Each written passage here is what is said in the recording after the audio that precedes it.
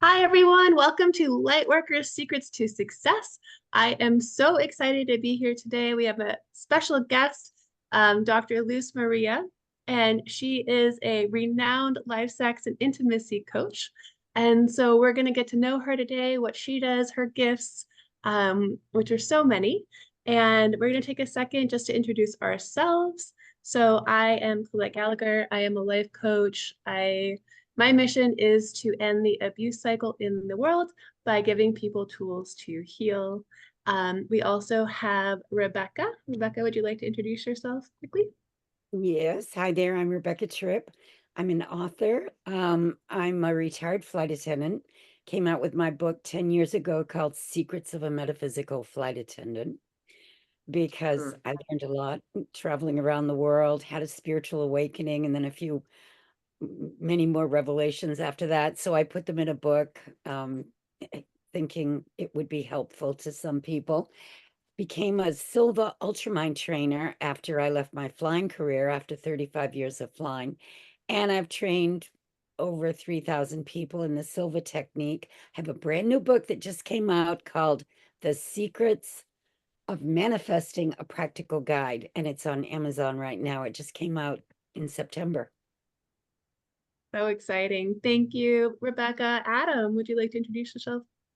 My name is Adam Trzaskowski. I'm actually in Vancouver or just outside of Vancouver right now in Canada. And my main thing that I deal with is crypto and helping light workers into the cryptocurrency world and not get scammed. So that is, sorry, my main thing. Sorry, I just got a phone call that's coming in. So I also do what am I thinking, Amanda? What's it called? Bars. So I got a call coming in. I All right. Thank apologize. you, Adam. Amanda, would you like to introduce yourself? I'm Amanda, and I am the divine counterpart of Adam. We're twin flames, and I just came up to Vancouver to stay with him for the week, so we're having lots of fun. I am also a life coach. I am an energy healer, an angel activator. I'm also an author of two different books, Energy Healing and Soul Medicine, and the other book is Stories of the Divine Goddess. And I'm also currently working on a new book that wants to be created and born, all about twin flames and the different stories with those those people all around the world. You know, we love doing this to figure out what everybody else is passionate about and how they want to make the world a better place. So we just thank you, Luz, for being here with us today. Thank you. Thank you, Amanda. Thank you, Amanda. And then Pamela, would you like to introduce yourself? Sure. Hi, I'm Pamela Allen, and I'm a theta healer. I help people who have beliefs or feelings that limit themselves and being able to shift those. I live in Texas in my RV with my love of my life, and just enjoy being out in the middle of nowhere. So, and I've been doing theta healing. I just figuring it out the other day. I've been doing it 10 years now, so I didn't realize just how long I've been doing theta healing. It's pretty cool. And I'm glad to get to meet you, and looking forward to learning more about you today. Thank you. Awesome. So we have an amazing group of people here today, and our special guest, Luz Maria Villanueva. Villanueva. Yeah, I know. Awesome. It's hard to pronounce. Thank you. So she is a renowned sex, life, and intimacy coach, psychologist, and sex educator. She guides women to explore their femininity in a safe environment, channeling Mother Earth's energy and bringing forth everyone's freedom and power. She is a professional lecturer. She talks about topics like sex and stress, enhancing feminine energy. She also has a nonprofit, which I think is so amazing. And so she creates a space for artists and authors in the Latina community to be seen and heard and for their work to get out. So I'm so excited to learn more about all the things that she's creating and doing in the world. So, Luz Maria, would you like to share more about what you're doing, what you're up to, your new projects? Oh my God, yes. Thank you so much, all of you, for creating this platform to start with. That's an opportunity for our collective unconscious to start revealing itself in this world of light and goodness and kindness and beauty that we all possess, and that being the center of our forefront. So, yes, thank you so much. A little bit just quickly about what I'm doing is, as Colette says, I'm a clinical psychologist and became a life and sex and intimacy coach. I am a speaker, I'm an international speaker, and some of the stuff that I'm doing, of course, is writing. As all of you have your books out, I also do that. I believe that's one way that we communicate to the world, and are able to bring about. We know that our message is important. So either through our podcast or through our words, somehow it's somewhere out there, it's going to land and it's going to continue to, build this amazing network of who we are. So therefore, the reason that's why I started this nonprofit. It's to really bring a voice to the Latina women. A lot of the Latina women have been ignored in this a beautiful tapestry that we also bring into this world. And we are just, we have a lot of light and love and connection. So there's stories really in the books that we do. The next book that's coming out is called Cuentame, Tell Me Your Story. And these amazing authors share something that they lived through and they learn and they're better because of it. And also artists, we have a very narrow view of what artists look like for the Latina women. So we have artists that are well known, that are Latina well known in worldwide, as well as we have some that just love to paint and feel healing. So we put them all together so you can actually see the flow of it as all. That's my nonprofit. And what I do with the nonprofit is I heal women heal through their writing. So as we're working with the second volume, women come together. I work with them. They write, and every time as they write, we heal through the process until they're in a place where they're coming to this amazing serendipity of life, of goodness. So it's kind of what we're doing here with this nonprofit.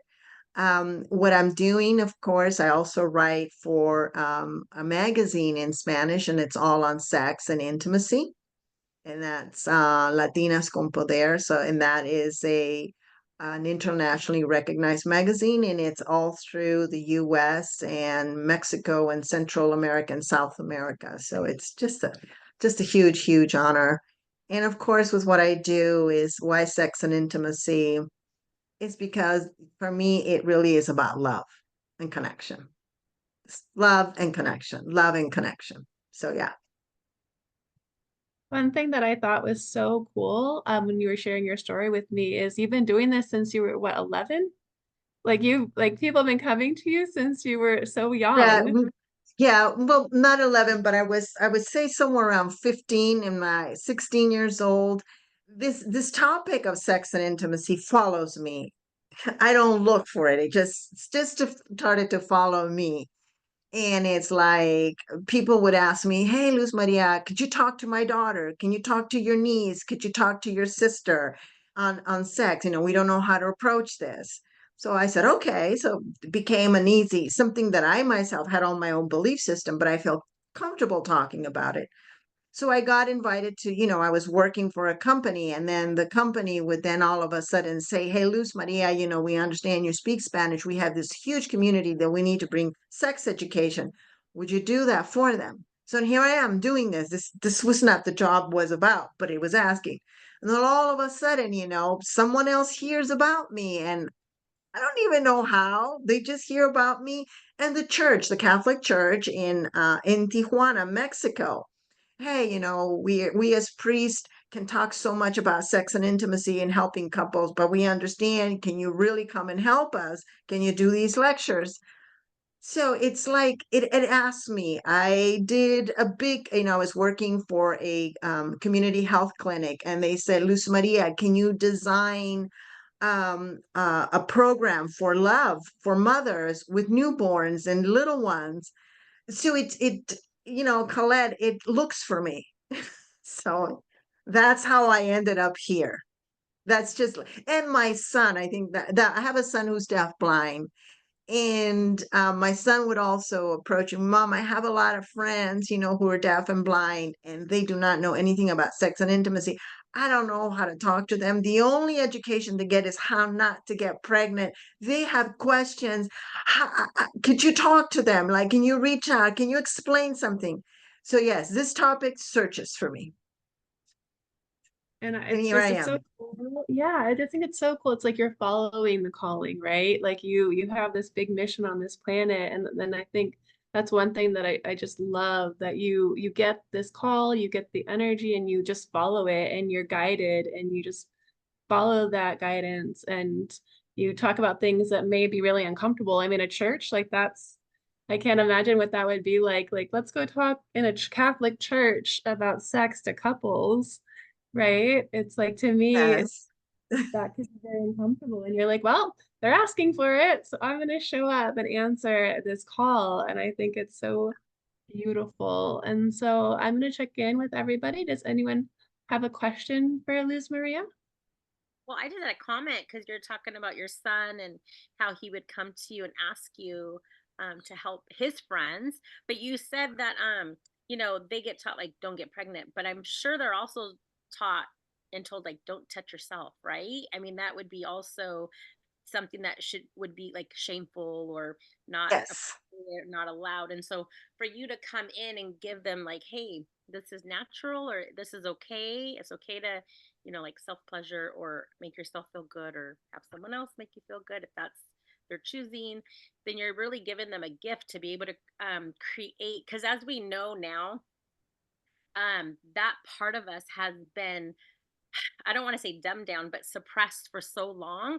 And that is our natural way of being in creation. So when we're suppressing that sexual energy, we're not able to create the way we're supposed to, right? So uh I love the work that you're doing, and and like Colette said, you're following the energy. It's like wherever you're going, it's just you're just following whatever is coming up, and you're just taking it on, and I love that. Thank you, Amanda. And it's very real. It's the experiences I've had with different communities. What shows up um, in it's the deaf blind community, or even just a community in general. A lot of men or women that have been censored from these conversations, and also the conversation is about men are supposed to know it all. Like, what a responsibility, Adam, when it comes to intimacy. You are supposed to know it all. So when it comes to any woman, all of a sudden you have to be expert even on woman's body. And there is no education out there. And women, we are different. Every woman's body is different. We've had our own different experiences. And what someone likes, the other one doesn't. And all of a sudden, here's a man supposed to know it all. And it's like, it feels like a threat. It feels like awful. It's the experience of it. Yeah. So yes. So, what's your, I guess, your number one tip, I guess, for men in this space? I think the first thing is to recognize that you don't have to know it all, and you're not supposed to know it all, and that you know your body as a man, and that's a different body. So it's the moment that you are psychologically understand that, it takes a lot of the burden. So once it takes that burden, it gives you the opportunity to ask who's in front of you, tell me what you like. I don't know you, but if you tell me what you like, I would be more than happy to enjoy that with you. Hmm. And automatically, when you do that, the woman feels safe. Like, oh, he wants to hear, yes. And then also, then the man, then of course, he says, okay, is it this way, the way you like it? Yes, this is the way I like it. Is there anything I can do to make you feel safe? And Mm. then the woman responds. So those are the two things. First, recognize you don't have to feel that responsibility. Second is please ask, the woman, and create the safe environment for her to be able to self-express, because she may tell you, I don't know. She may tell you, you're supposed to know it all. And then you can respond, I don't, as I have my body and I know, and I would love to discover it with you. So why don't we just start there? Well, and there could be also a lot of traumatic experiences that may have happened in the past that they have suppressed for whatever reason, or maybe they were shamed into something else at some point, and whether they liked it or didn't like it, Yes. and so, it gets difficult when you're navigating that, unless you're really open and honest and saying, hey, this is what I like, and that's not an easy conversation to have with everyone, because everyone is, kind of a little different. Yes. And what you're saying, Adam, that's why I wrote this book with a colleague of mine. It's called Let's Talk Sex and Money. And that book is about having conversations about two topics that are very uncomfortable. And my friend is an expert in the word of finance. And then I'm talking about the whole thing of why it's so difficult. If we look at our history, one of the beginning parts of the book is briefly looking at history, why we landed where we landed and why we're having this difficult. So once we know that, it starts taking away some of that burden that we have and allows us to feel, okay, a little bit more relaxed. Can I have this conversation? Because like what you said, Adam, what do you do when there has been so much trauma? But not just on the woman, but also on the man. When men have been rejected so many times, or we've been told you're doing it wrong, or men been told, I don't like it. Men are feeling, is my body, is there something wrong with me? Like, how do I even go approach this? And the truth of it, you need to say, you know what? There is no education out there. Unfortunately, our only education is porno. So can we learn together? Mm-hmm. Yeah. Mm-hmm. And that porno is like the worst, the worst teacher ever, because it's not coming from a place of love. So it's like, it's very distorted and very traumatic for some people, right? I was going to say that too, bringing up the trauma. And then also, guys have their own trauma, and then the trauma of having to know everything, right? I mean, that could be pretty traumatic as well. And if they're going through their own stuff and they're not, they're coming from a place of ego and not from a place of like healing in their own like divine masculine, that can also make, like you said, make the female feel very unsafe. Yes, that is so true, Amanda, is when there's a difference becoming from a place of ego than coming from a place of love. And it's sadly, our society has pushed so hard that the man is supposed to know, and they define their identity by having to be that. So having to deconstruct that conversation, it does take something to break down that ego right there. It does take something. For sure. So yeah. Yeah, exactly. And it's so interesting because men get in their heads too. So that's one thing that I've noticed. It's like when I've wanted to connect with men, it's like they get so caught up in like the thinking about it that I don't feel them. And then it's like losing that connection. So what advice would you have for the men who are trying? They really do want to please their woman, and they want to get it right and make them happy, and um but it's like they're so caught up in like the doing that they're not connected to their bodies anymore, and they're not feeling their way through Yes. it. Okay. Well, as I mentioned before, number one is being in communication and being aware you don't have to own the responsibility. So that's like really, really important. But understanding that there is a biology with what you just said, Colleen, there is this biology of the brain when there is that we have the frontal part of the brain, and that's like the main orchestra of the whole brain. When the main orchestra of the brain is active, it actually shuts down the midbrain where you have the sexual and the connection going. So when you have the brain that just always is having into the conversation, am I doing this right? I hope she's been pleased. I'm wondering if she's faking it.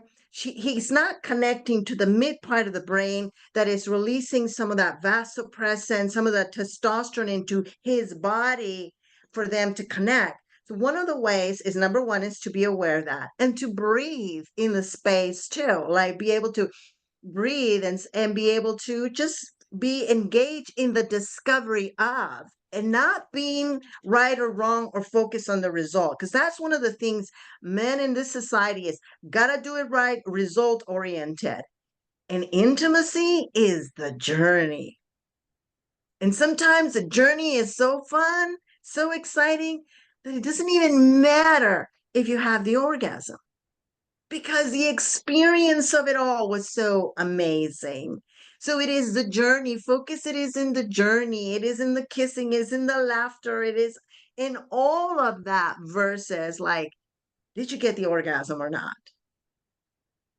Yeah, it's like the goal, right? Like the goal is Yeah. the orgasm. And so people are so focused on that that sometimes like they lose touch of like the intimacy, right? That there's so much Yes. more to sex. Or like men with like erectile dysfunction where it's like not even really working. Like what else can the men do to please their woman, right?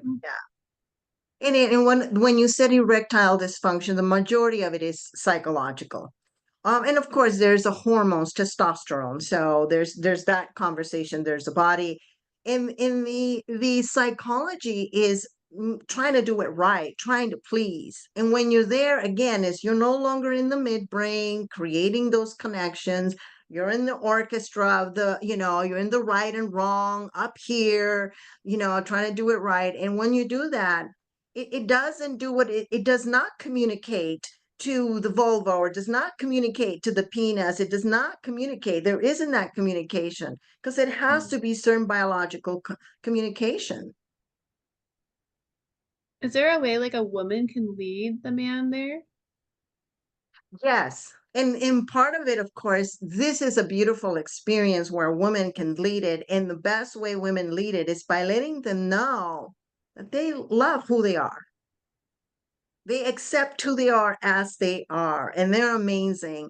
Really valuing the masculinity in it, just valuing their partner in it is like, oh my God, like I so value you. You're so amazing. I just like what the way you do it. Like, I just like honor you, like really honor the masculine in them. And that starts making them feel respected and honored. So that's the first part. A woman can just like, okay, let me just honor that masculine part. Once they feel like, oh, she really likes me, I'm okay. The other part of men have a lot of, again, due to the ego in our society, is the size of the penis. And what matters, it really is not. It has to do with playing in the position, knowing where to go and what to do, and just all of that has more of a value than anything else. So it's a woman is like, okay, like, oh no, this position is better. Like, oh my God, I really felt it and it felt so good. And that just begins to connect the man to the body. So it's a lot of that verbal from the woman, making him feel like he's loved, he's respected, he's honored, is like, oh, I got me someone here that really likes me, and you're connected. Yeah. I can maybe add a little bit to that, speaking from a man's point of view, if you like, is Okay. that I think most men, not all, but I think most men really worship the woman's private parts down there. They're very, They're you know, vulvas. yes, they're very vocal about, about that. But a lot of women don't reciprocate the same way towards a man. And if a Yes. man knows that a woman wants that, then he feels like he's ready to give more and do more. And I think if Mhm. that reciprocation isn't there, that's where a lot of the disconnect happens. And then speaking from a man's point of view, if a man feels like a woman doesn't want that from a man, or isn't that interested, or doesn't pleasure her in the way that she would like to be, then he's just like, oh, okay, well then forget it, then I won't try. Right. And I think that's where a lot of that disconnect happens. And Yes. again, it's not all men, but I think it's most men that's where it happens. Yes. I agreed. I agree, Adam. Thank you, Adam. So what do you do like if the sexual drives don't match? Like, let's say like the woman has a much higher, like they really like each other, right? They're attracted to each other, but the woman has a much higher sex drive than the man, or vice versa, I guess. It's What actually very advice common. do you have for that? It is really, really common that either the man or the woman, and it's mostly the men, but we do have women with higher libidos and the man, like, "Oh, how do you work it?" First of all, there needs to be an acknowledgement in the couple. And also find out the one that has it lower. What is the issue there? Is it lower because it's just their nature versus because they're so busy with work, they're dealing with stress, like what is it about the one that is lower? And if there is anything that can be done to improve, to bring up the one that is lower, that is one thing.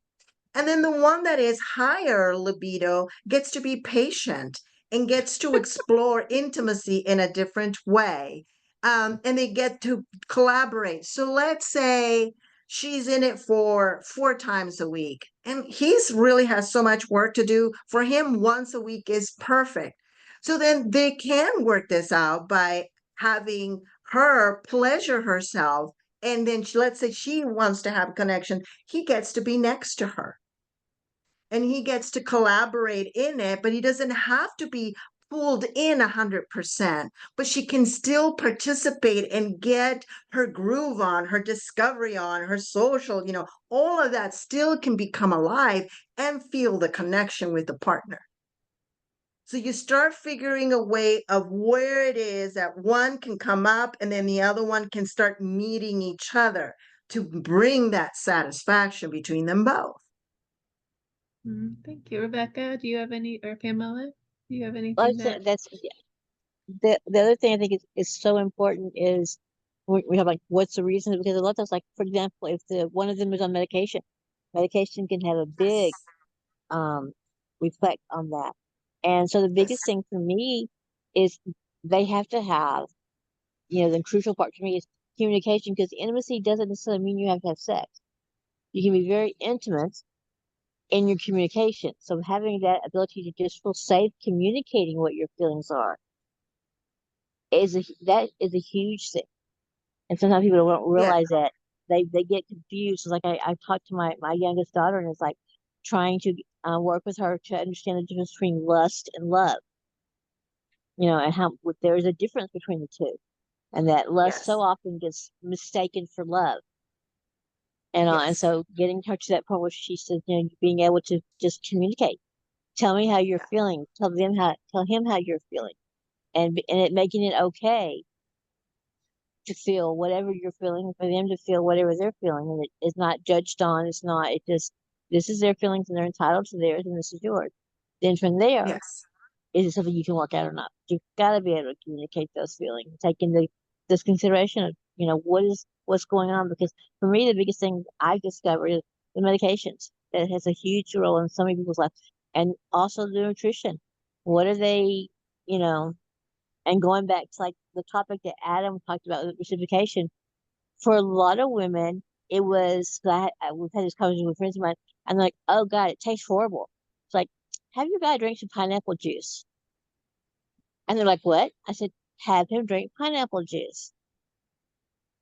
And they were like so amazed. It's like that makes a difference because depending on what they're eating, or if they're a smoker or they drink a lot of alcohol, that can affect things. So have them to try drinking some pineapple juice and see if that makes a difference. So sometimes they don't even realize that their nutrition, what they're putting in their body, can affect that as well. So there's just so many things that communication is going to bring up for them. Very true, Pamela. You really touched on an issue that is very common.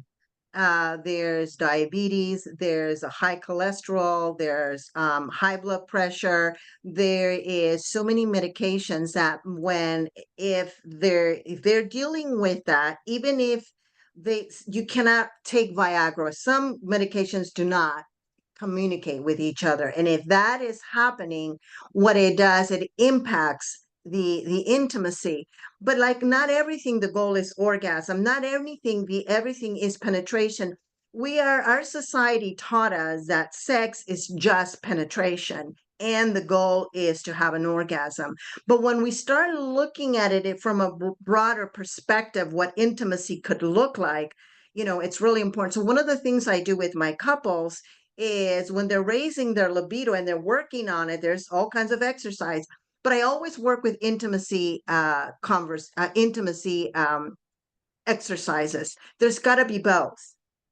I said, I knew, I tell them, okay, you've got to figure out with your partner 3 things that bring connection without sex, where you feel really satisfied at your body and you feel whole and connected and nourished at the heart level. So we always work on both, and we recognize the health, because I do have that showing up a lot with my couples once they start hitting 50s and in the 60s, with one of them does have a health issue. So how can we bring intimacy when that even exists? Thank you, Pamela. That also All right, goes Rebecca. into like you're giving and you're receiving, right? So many times people are givers, but they can't receive because they're cut off by a heart wall or whatever, right? And so if you're always giving and you can't receive, it just kind of gets cut off there. Like, I'll give to you everything, but I don't want to receive it because you're not even able to receive. So how do you handle that? Well, I think how to give and receive, there is the conversation of the one that does not receive. We actually looked as why can you not receive, and generally has to do with more of an attachment issue.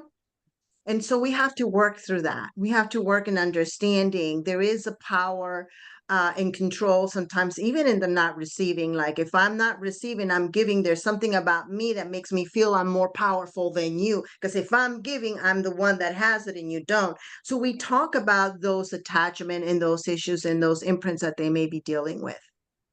And maybe that's kind of control too, right? Like, Yes. Yeah. you're in more control and then nobody can control you. Yeah. And then we talk about like intimacy also has to do like with touch without being sex, because you release oxytocin, not just when the act itself, but just with touch alone. And so we talk about in order to bring connection, we need to have a release of oxytocin. That is the gift that our body creates. It is like we can create like a lot of the workers like yourself. I'm sure you create a lot of DMT when you're having a lot of visions. Like there is all of that shows up for you in your brain. More of that shows up. Well, when we connect, we create this oxytocin. And when I talk with my clients, I said, you are depriving yourself because in the receiving, you also experience the oxytocin. Not just in the giving, but it's in the receiving. And that makes you more whole. And that brings, like a connection with your partner. Well, I think you bring a valid point, is that, a lot of times, I think on our own, we have our fantasies on how we sometimes envision something happening, but is that ever communicated with, an actual partner? I don't know. Like, I mean, and some people are a little maybe ashamed or embarrassed to kind of talk about it. And I think that's where just kind of being open and, really trusting your partner that they're not going to make fun of you, or they're not going to use it against you later on for, whatever reason. If the relationship ends, and, so, I think a lot of people are, tiptoeing through that, maybe, walking on eggshells and saying, well, I don't want to say that in case, something happens. And, but I don't know, just, fantasizing too. I mean, I think everyone does it, and everyone thinks about, a perfect partner or a perfect situation, or how they kind of envision something going. But I just think so many people don't communicate that with their partners. So true, Adam. And I love what you said. There's 2 things, about communicating something that they may feel is going to be judged. I do have a lot of clients that show up with some kink, in kink interest. And kink is another way of expressing intimacy. And it does different levels of kink. There's some levels of kink that allow oneself that are small kinks.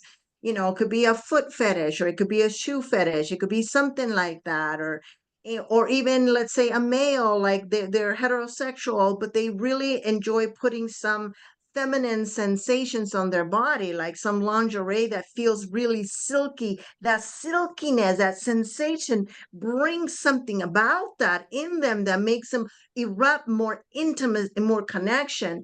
So when you have those kink things out there, if they're not expressed or they're being judged, it really impacts. So one of the things that helps when I work with clients, we talk about the what kinks and what they do to us in our brain and where they show up and the value in them. You know, so we do have those amazing conversations when there is with clients. So in fantasy is part of creation. Fantasy is part of us as creation. And when we are in this world of fantasy, we are actually creating with our partners. We're creating love and we're creating connection. And in it also comes all these quirks, if we want to call them. And these quirks do things to our brain that allow more vasopressin, oxytocin, and all of that to communicate to the body. So they're in that just opens up, it touches a certain neuron in the brain that like, whoa. So those are part of our self. Things you touched on was like having silkiness and different fabrics, because you know different fabrics can raise your vibration. So if there's like 100% silk and a man puts it on, I mean, I don't know if they have, you know, pajamas for men that are silk, but you know, maybe the women have it and they put it on, they're like, oh, I love the way this feels. It could just be helping them raise their vibration and their frequency, and it could feel really good. Yes. And being able to express, I like the sensation of silk, is where a lot of the men have trouble, but they do love that because intimacy is part of the sensorial. And when we have, it's right at the parietal lobe where a lot of our sex conversation is connected to, is our senses, what we see, what we smell, what we taste, what we hear. So our sensations, the silky sensation for a lot of men is very arousing. And I use this example, you know, but it's other stuff that are our senses. Like some men or women, the smell of now a woman or a man using the deodorant, they like the smell of the pheromones, the some of that smell of our own body nature that it gives. It becomes a turn on where someone that smells like that, for them, it'd be, oh my God, they smell so gross, put on a deodorant. Where for another partner is like, ooh, I can smell the manly or the feminine. We're getting like, you know, and it becomes exciting and arousing and fun because the smell brings that to that partner. And it's fun. It's to be able to explore that and to be able to have a conversation. You know, it should, you know, but like I said, you know, some people do judge. But yeah, our senses are amazing and they wake up, you know, our arousal, and it makes it beautiful. And yeah. Love it. Thank you. I Rebecca, can do you have physically anything to enough. add? Oh, sorry, Jamal. I don't know what I could possibly add to this conversation other than just glad I'm as old as I am and I got to experience the remnants of high romance back in the day. But I mean, this is a great conversation, but I don't know. You got to find that partner to even do the erotic things with. Are you a dating coach too, or do they just come to you once they've found each other?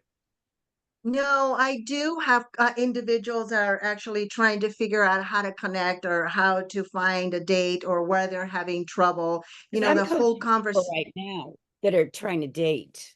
I have a few Yes, clients that and I that's the hard part in this day and age is meeting people. It is. It is. And you know, it's really interesting, Rebecca, because when I did my training in psychology, there was no such thing in training when it came to dating. But now we're doing so much research and so many things because relationship dynamics have really changed. So now you have a lot of men and women that are much older and they're trying to figure out this whole dating with these apps and swiping right and to the left and the impact it is really creating with them. And how do you even go about doing that? Because what you said, like romance is such a beautiful thing.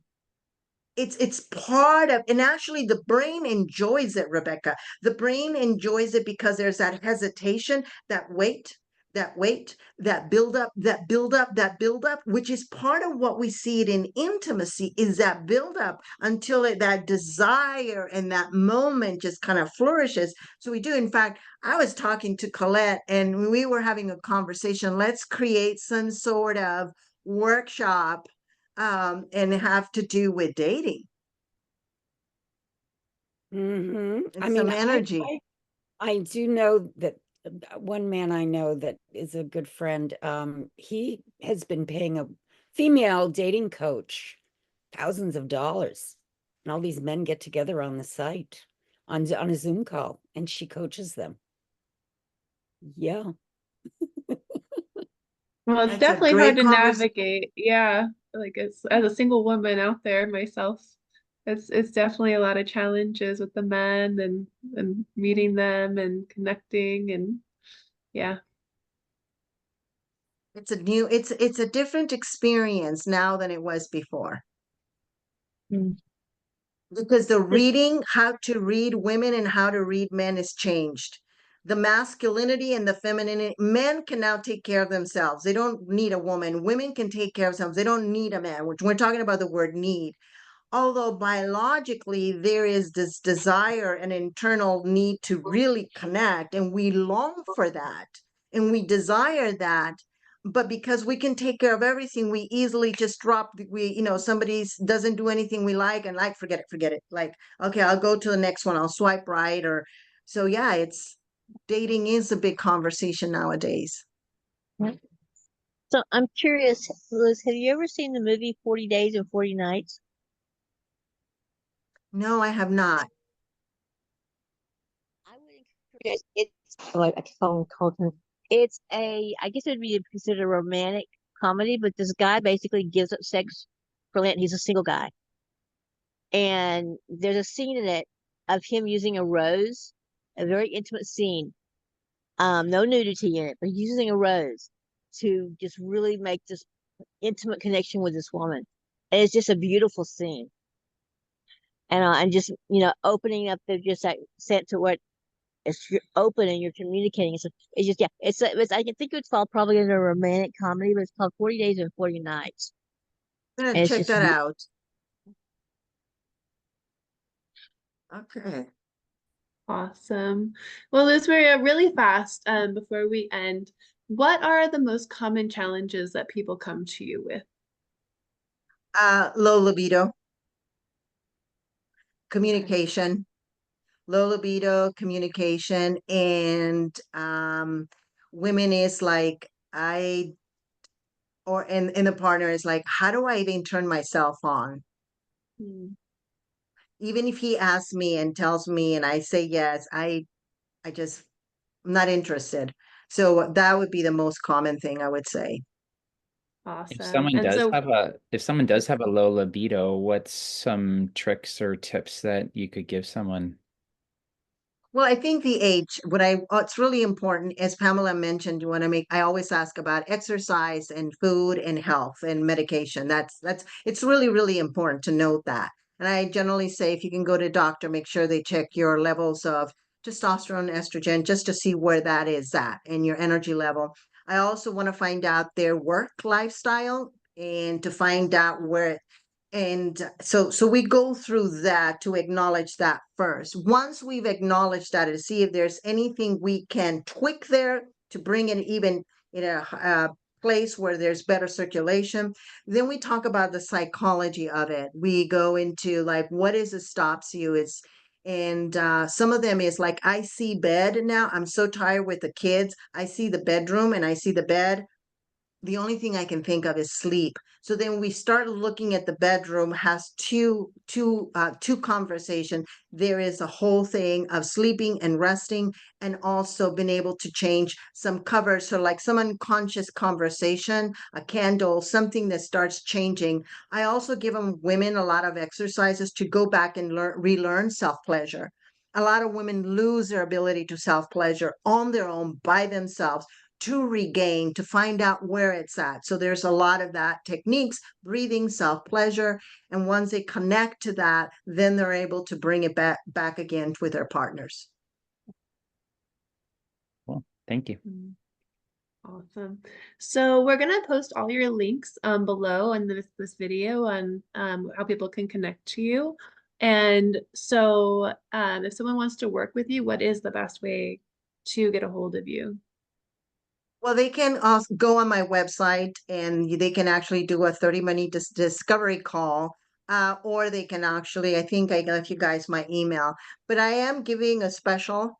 I'm doing for 12 sessions, I'm doing a 25 discount. So if anybody through here decides, hey, I saw you, Dr. Luz, and the Lightworkers Secret success, within the next 45 days. I don't know when this gets posted, but I'll do a 12 sessions. At 12 sessions, it's really about $3,000. I'll do 25 less.